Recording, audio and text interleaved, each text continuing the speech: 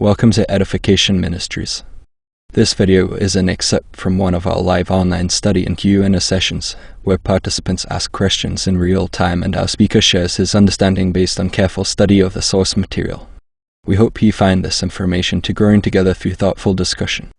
అవును అంతే కదండి. మరి ఇప్పుడు క్రీస్తుని గురించిన ఉపదేశం ఈజీ ఏమో వింటాం, కానీ లోపలికి వెళ్ళడం అనే దానికి మనం వెల చెల్లించాలి ఖచ్చితంగా. అంటే క్రీస్తుని గురించి మనం పూర్తిగా అదంతా పొందుకోవాలంటే ఖచ్చితంగా వెల చెల్లించాలి. కాబట్టి మర్మమైంది అది.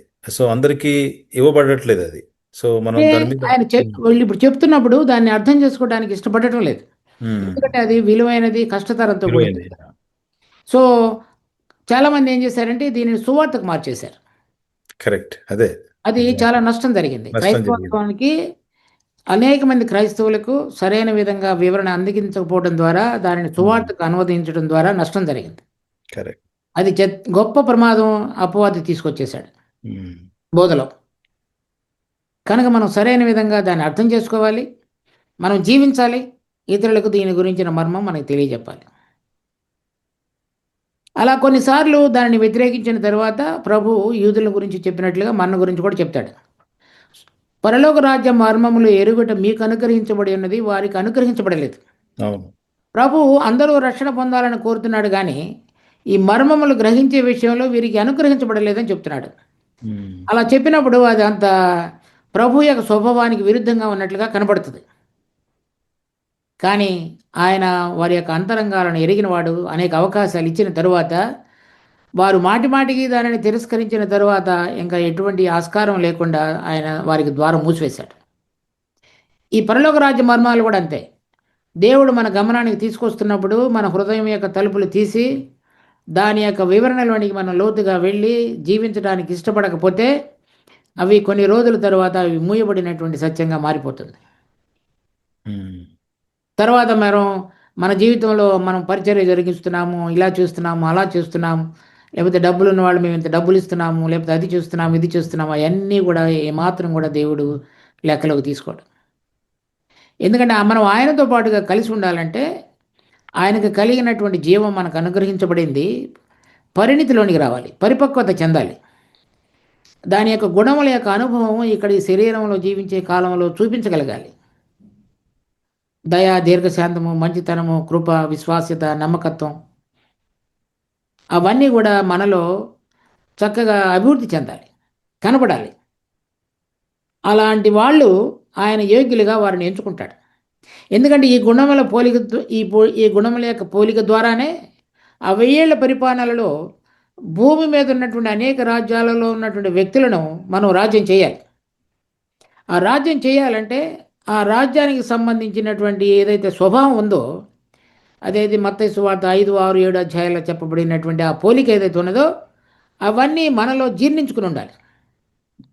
అప్పుడు మాత్రమే ఆ జీవం జీర్ణించుకున్నది కాబట్టి వాటిని అనుసరించి మనం ఇతరులకు నడిపించడానికి సంబంధించినటువంటి వారధులుగా దేవుడు మనం వాడుకుంటాడు. ఆ రాజ్యంలో ప్రవేశించడం అంటే ఒక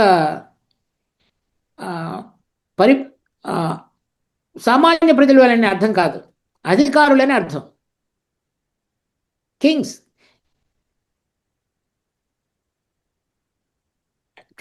ఆ రాజ్యంలో ప్రవేశించేటువంటి ప్రతి వాళ్ళని కూడా రాజులైన యాజక సమూహం, వాళ్ళు రాజులు, యాజకులు.